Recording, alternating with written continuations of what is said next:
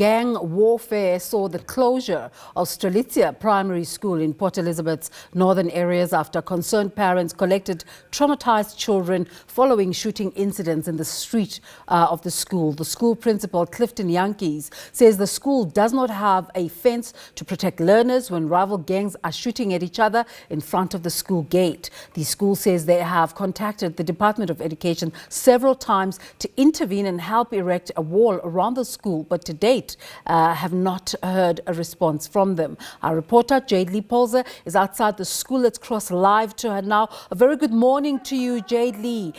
Just to give us more further information in terms of what happened at the school.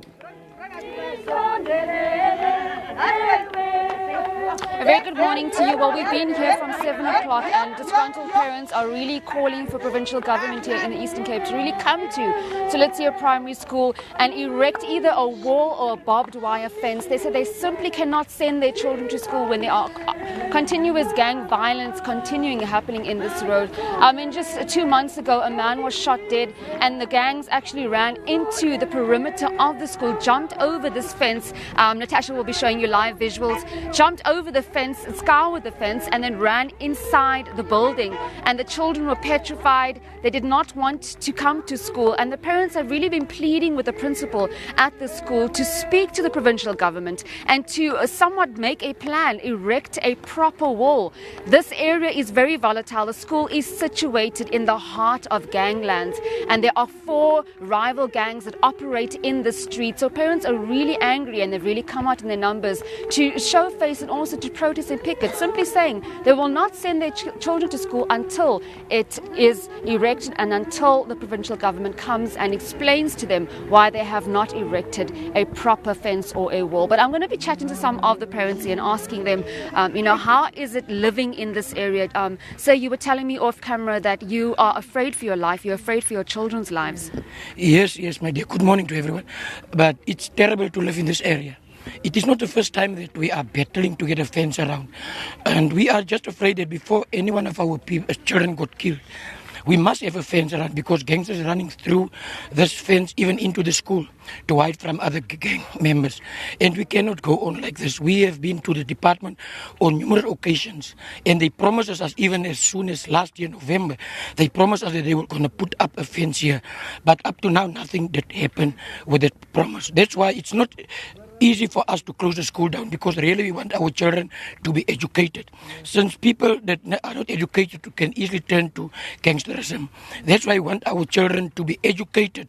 It's not easy for us to close down a school and rob our children of education, but we cannot live. I'd rather sit with a child that failed than to sit with a dead child. And that is the beat of our hearts, that the department must be moved by this action so that they can do all in their power to put up a fence here, my dear. Now, I see there is somewhat of a fence that is erected. Are you calling for a barbed wire fence? Just make the viewers back at home understand, because as I can see, there is a fence here. But, my dear, as you can see, this fence is rusted. It's old. There's a lot of holes in it, and everyone can have access to the school. Whatever. We want a proper fence, a proper fence that can secure our children's safety. We're not happy with this fence because at the back of the school, there's no fence. At the other side, there's no fence. People can run through the school whenever they want to, during the day, night, and wherever they want to do their things. Thank you, meneer. I'm just going to walk over to this lady. Mevrou kan Afrikaans of Engels praat. Sê net vir my, hoe volatile is die area? Is bly in gevaar?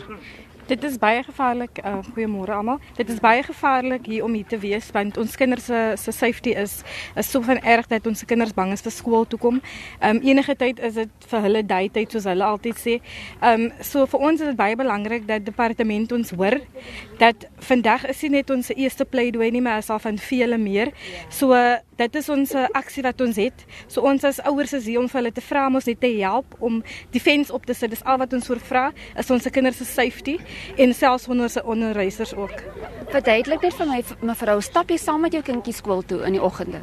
Ja, ons ouers het nie 'n keuse om ons kinders skool toe te bring nie, want as hulle alleen loop word hulle of geroof of van hulle word geslaan langs die pad, so ons ouers moet ons kinders vergesel skool toe in die oggende. going to squeeze in one more interview here. She was just saying to me that she walks with her child every morning to school. They have no choice. The parents have to walk with their children to school, and really calling for the department to come and hear their plea. They simply cannot send their children to school knowing that the gangsters are in this area and their children could fall victim to those stray bullets when rival gangs are shooting at each other. Good morning, ma'am.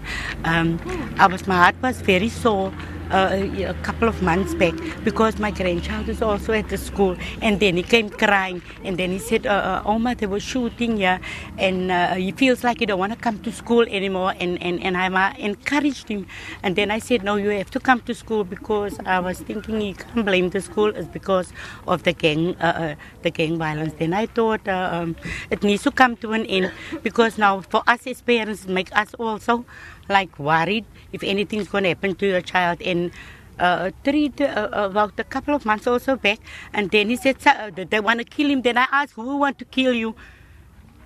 Yes, ma'am. Very painful stories coming out from this a lot. Just saying that, they simply cannot send their children to the school. The school is actually closed. As it stands, there's no learning and teaching happening at Strelitzia Primary School, and they are calling for provincial government to come and address them. I'm also told that the principal is in talks with the SGB. We'll try and speak to him shortly with regards to what exactly is going to happen tomorrow, and will the children be returning to school. With that, it's back to you in studio. Our colleague Jayde-leigh Paulse, thank you so much for that update.